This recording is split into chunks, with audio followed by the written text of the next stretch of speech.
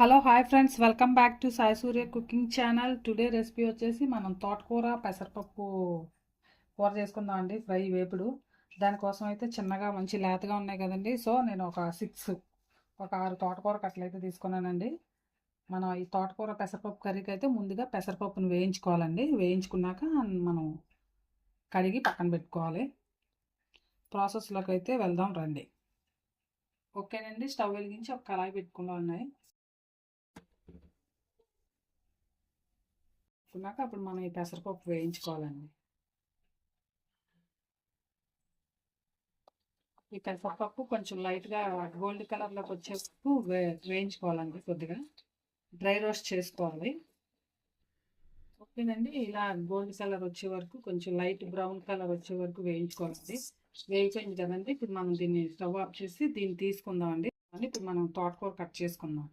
ఓకేనండి, పప్పు వేయించేసుకున్నాం కదా, తోటకూర కట్టలన్నీ కూడా ఇలా కట్ చేసుకుందాం అండి సన్నగా.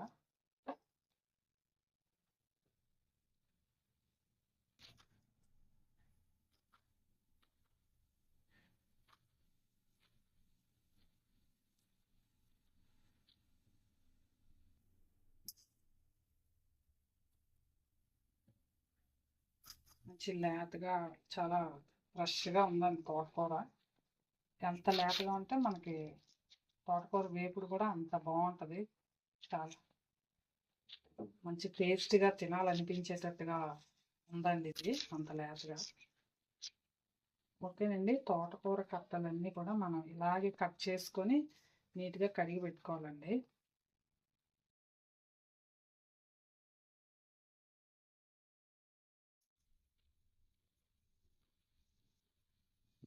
ఓకేనండి, తోటకూర కట్టలన్నీ కూడా ఇలాగే కట్ చేసుకుందాం.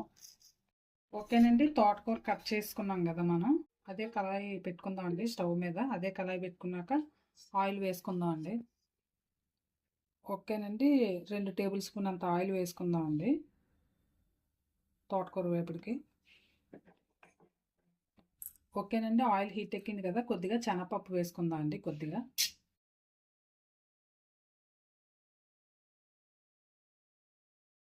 అలాగే కొద్దిగా జీలకర్ర అండి. నెక్స్ట్ అలాగే కొద్దిగా ఆవాలండి. అలాగే కొద్దిగా మినప్పప్పు.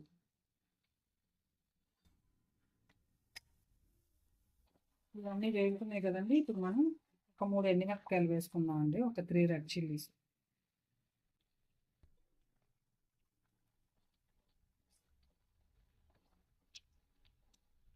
ఇవి కూడా వేగుతున్నాయి కదండి. ఇప్పుడు మనం ఇందులోని ముందుగా కట్ చేసి పెట్టుకున్నానండి. నిలువుగా అయినా పర్వాలేదు, ఎలా అయినా చిన్న ముక్కలుగా కట్ చేసుకున్నా పర్వాలేదండి. ఒక 3 పచ్చిమిరపకాయలు, ఒక ఉల్లిపాయ, పెద్ద ఉల్లిపాయ.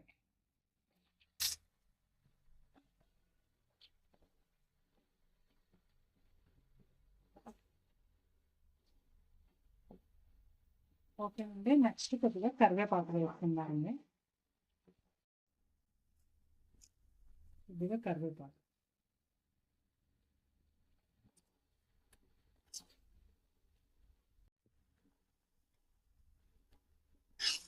ఇప్పుడు ఇందులోకి మనం కొద్దిగా వెల్లుల్లిపాయ పలుకులు కొంచెం లైట్గా క్రష్ చేసి దంచుకొని వేసుకుందామండి. ఓకేనండి, ఈ మాత్రం వెల్లుల్లిపాయ పలుకులు కొద్దిగా మనం లైట్గా దంచుకొని వేసుకుందామండి. లైట్గా క్రష్ చేసి వేసుకుంటే మనకి మంచి టేస్ట్తో పాటు మంచి వాసన, స్మెల్ కూడా వస్తుందండి తోటకూరలు వేగేటప్పుడు వేసుకుంటే.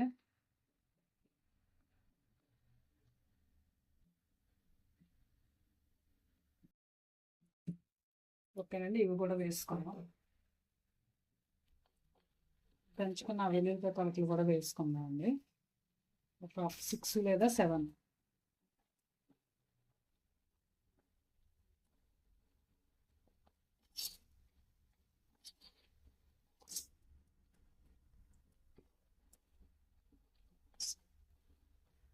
ఓకేనండి, వేగిపోయాయి కదా ఉల్లిపాయలు, అలాగే వెల్లుల్లి అంతా కూడా పోపంతా వేగిపోయింది కదండి. ఇప్పుడు మనం ముందుగా కడిగి కట్ చేసి క్లీన్ చేసి పెట్టుకున్న తోటకూర వేసుకున్నామండి.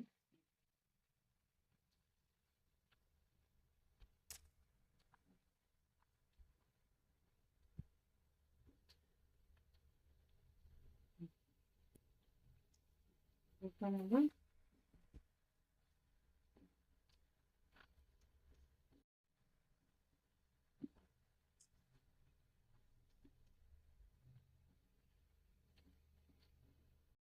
ఓకేనండి. ఇప్పుడు ఇందులో మనం కొద్దిగా పసుపు వేసుకొని కలిపి మూత పెట్టుకుందాం అండి. కొద్దిగా పసుపు వేసుకుందాం అండి. కలుపుకొని మనం మూత పెట్టుకుందాం. ఓకేనండి. పసుపు వేసుకున్నాం కదా, కలుపుకున్న తర్వాత ఒక 10 నిమిషాలు మూత పెడదామండి.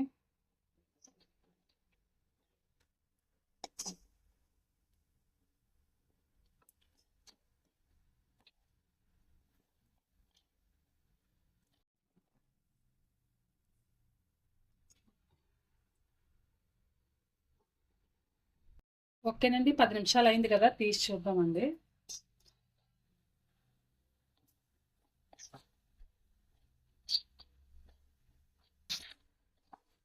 ఓకేనండి. ఇప్పుడు మనం ఇందులో కొద్దిగా కారం వేసుకున్నామండి. ఒక 1 స్పూన్ కారం,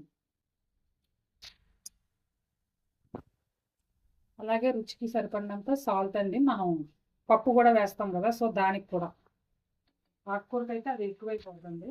నెక్స్ట్ అలాగే కొద్దిగా జీలకర్ర పొడి. మనం తాలింపులో జీలకర్ర వేసుకున్నాం కదండి, తోటకూరకి ఎక్స్ట్రాగా జీలకర్ర ఎక్కువ వేసుకుంటే బాగుంటుంది, చాలా టేస్టీ కూడా ఉంటుంది. సో ఇప్పుడు మనం ఫైనల్గా ఈ పెసరపప్పు కూడా వేసుకుందాం అండి. కడిగి పెట్టుకున్నాను నేను, నానబెట్టి కూడా వేసుకోవచ్చండి. ఇలా పొడి పొడిగా ఉండేది ఇది ఒక డిఫరెంట్ టేస్ట్ వస్తుందండి. కొంచెం నానబెట్టి మెత్తగా చేసింది అదొక వేరే టేస్ట్ వస్తుందండి. ఓకేనండి. ఇదంతా బాగా బాగా కలుపుకుని ఇంకొక 10 నిమిషాల పాటు మనం మూత పెట్టుకోవాలండి. అప్పుడు మనకి బాగా ఫ్రై అవుతుంది, చాలా మెత్తగా కూడా వస్తుందండి, చాలా టేస్టీగా కూడా ఉంటుంది. సో ఇంకొక 10 మినిట్స్ మూత పెట్టుకున్నాం అండి, ఇంకొక 10 నిమిషాలు.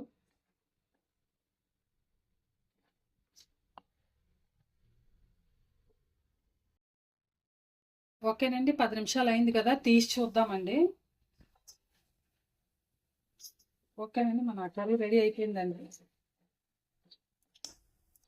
ఇలా పొడి పొడిలాడుతూ ఉంటేనే ఈ తోటకూర పప్పు ఇలా టేస్ట్గా బాగుంటుందండి. మనం కుక్కర్లో మెత్తగా వండుకునే ఆ పద్ధతి వేరు, మెత్తగా వండుకుంటాం కదండి ఆ పద్ధతి వేరు, ఈ వేపుడు ఇది వేరండి, చాలా బాగుంటుంది. ఇలా కూడా ట్రై చేయండి. సో ఇది రెడీ అయిపోయిందండి. ఇప్పుడు మనం స్టవ్ ఆఫ్ చేసుకొని ఒక సర్వింగ్ బౌల్లోకి తీసుకుందాం అండి.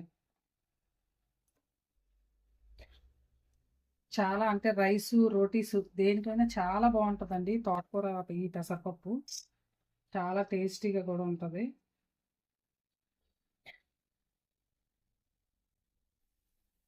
ఓకేనండి. ఎంతో టేస్టీ అయిన తోటకూర పెసరపప్పు రెడీ అయిపోయిందండి. చాలా బాగుంటుందండి రైసు రోటీస్కి. సో మీరు కూడా ట్రై చేయండి. ట్రై చేసి టేస్ట్ చేసి మీ ఫ్రెండ్స్కి కూడా షేర్ చేయండి. నచ్చితే కనుక ఒక కామెంట్ కూడా పెట్టండి. Please like and subscribe my channel. Bye friends, మళ్ళీ నెక్స్ట్ వీడియోలో ఇంకో వంటతో కలుద్దాం.